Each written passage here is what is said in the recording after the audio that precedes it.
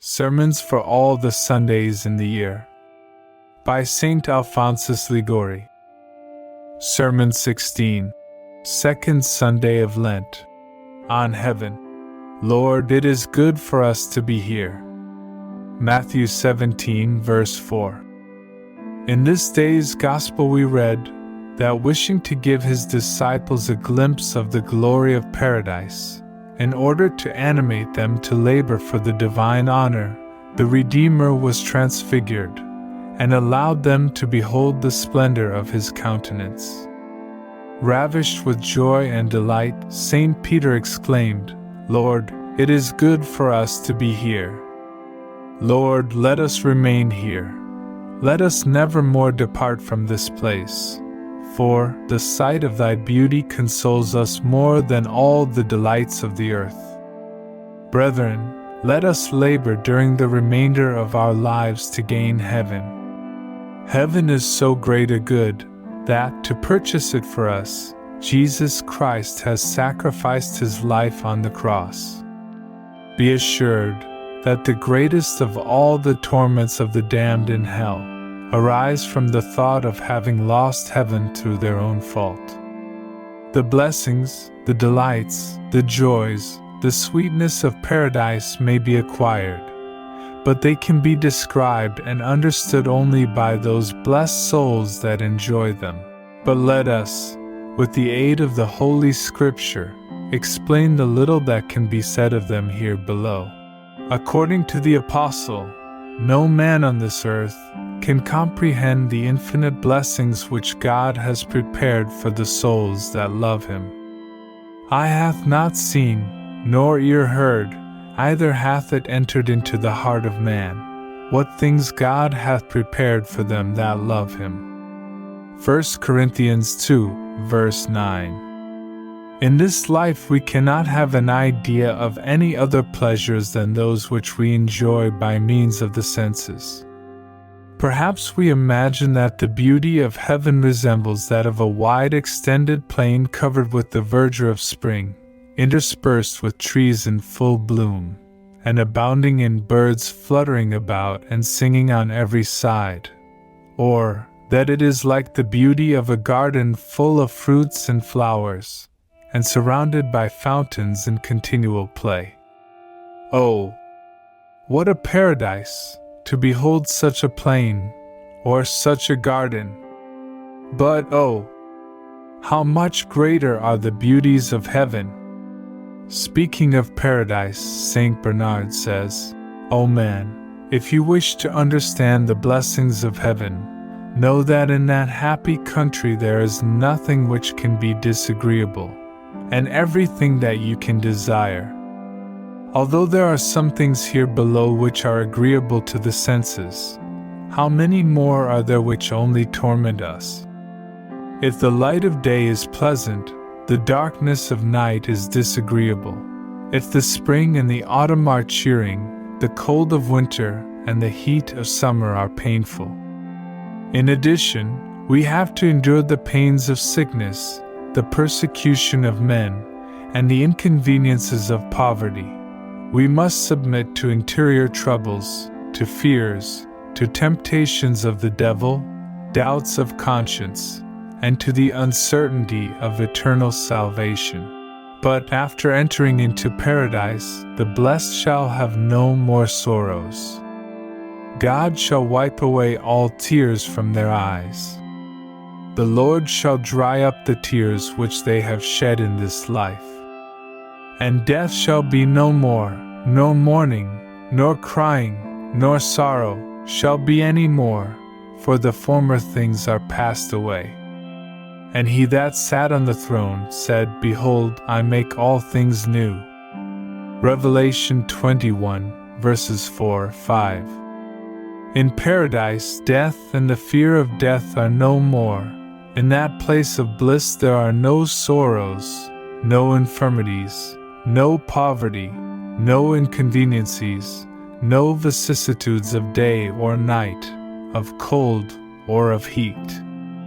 In that kingdom there is a continual day, always serene, a continual spring, always blooming. In paradise there are no persecutions, no envy, for all love each other with tenderness, and each rejoices at the happiness of the others, as if it were his own. There is no more fear of eternal perdition, for the soul confirmed in grace can neither sin nor lose God. In heaven you have all you can desire. Behold, I make all things new. There everything is new, new beauties, new delights, new joys. There all our desires shall be satisfied. The sight shall be satiated with beholding the beauty of that city. How delightful to behold a city in which the streets should be of crystal, the houses of silver, the windows of gold, and all adorned with the most beautiful flowers. But oh, how much more beautiful shall be the city of paradise! The beauty of the place shall be heightened by the beauty of the inhabitants, who are all clothed in royal robes, for, according to St. Augustine, they are all kings. How delighted to behold Mary, the Queen of Heaven, who shall appear more beautiful than all the other citizens of paradise. But what it must be to behold the beauty of Jesus Christ! Saint Teresa once saw one of the hands of Jesus Christ, and was struck with astonishment at the sight of such beauty. The smell shall be satiated with odors, but with the odors of paradise. The hearing shall be satiated with the harmony of the celestial choirs. Saint Francis once heard for a moment an angel playing on a violin, and he almost died through joy. How delightful must it be to hear the saints and angels singing the divine praises! They shall praise thee forever and ever. Psalms 33, verse 5. What must it be to hear Mary praising God! Saint Francis de Sales says that, as the singing of the nightingale in the wood surpasses that of all other birds, so the voice of Mary is far superior to that of all the other saints. In a word, there are in paradise all the delights which man can desire, but the delights of which we have spoken are the least of the blessings of paradise. The glory of heaven consists in seeing and loving God face to face. Says St. Augustine, the reward which God promises to us does not consist altogether in the beauty, the harmony, and other advantages of the city of paradise. God Himself, whom the saints are allowed to behold, is, according to the promises made to Abraham, the principal reward of the just in heaven. I am thy reward exceeding great. Genesis 15, verse 1. Saint Augustine asserts that, were God to show His face to the damned, hell would be instantly changed into a paradise of delights. And he adds that, were a departed soul allowed the choice of seeing God and suffering the pains of hell, or of being freed from these pains and deprived of the sight of God, she would prefer to see God, and to endure these torments. The delights of the soul infinitely surpass all the pleasures of the senses. Even in this life, divine love infuses such sweetness into the soul when God communicates Himself to her, that the body is raised from the earth. Saint Peter of Alcantara once fell into such an ecstasy of love, that, taking hold of a tree, he drew it up from the roots, and raised it with him on high. So great is the sweetness of divine love, that the holy martyrs, in the midst of their torments, felt no pain, but were on the contrary filled with joy. Hence, St. Augustine says that, when St. Lawrence was laid on a red-hot gridiron, the fervor of divine love made him insensible to the burning heat of the fire. Even on sinners who weep for their sins, God bestows consolations which exceed all earthly pleasures. Hence Saint Bernard says, "If it be so sweet to weep for thee, what must it be to rejoice in thee? How great is the sweetness which a soul experiences, when, in the time of prayer, God, by a ray of His own light, shows to her His goodness and His mercies towards her, and particularly the love which Jesus Christ has borne to her in His passion.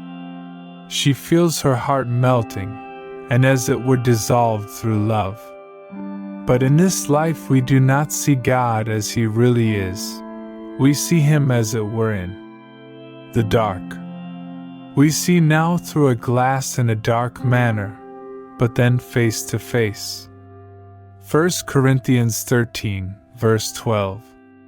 Here below God is hidden from our view. We can see Him only with the eyes of faith. How great shall be our happiness when the veil shall be raised, and we shall be permitted to behold God face to face. We shall then see His beauty, His greatness, His perfection, His amiableness, and His immense love for our souls. Man knoweth not whether he be worthy of love or hatred. Ecclesiastes 9, verse 1. The fear of not loving God, and of not being loved by Him, is the greatest affliction which souls that love God endure on the earth. But in heaven, the soul is certain that she loves God, and that He loves her. She sees that the Lord embraces her with infinite love, and that this love shall not be dissolved for all eternity. The knowledge of the love which Jesus Christ has shown her in offering Himself in sacrifice for her on the cross, and in making Himself her food in the sacrament of the altar, shall increase the ardor of her love. She shall also see clearly all the graces which God has bestowed upon her, all the helps which He has given her, to preserve her from falling into sin, and to draw her to His love. She shall see that all the tribulations, the poverty, infirmities, and persecutions which she regards as misfortunes, have all proceeded from love, and have been the means employed by divine providence to bring her to glory. She shall see all the lights, loving calls, and mercies which God had granted to her, after she had insulted Him by her sins.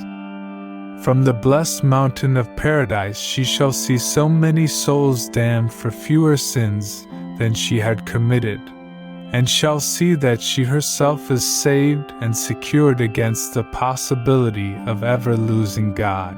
The goods of this earth do not satisfy our desires. At first they gratify the senses, but when we become accustomed to them they cease to delight.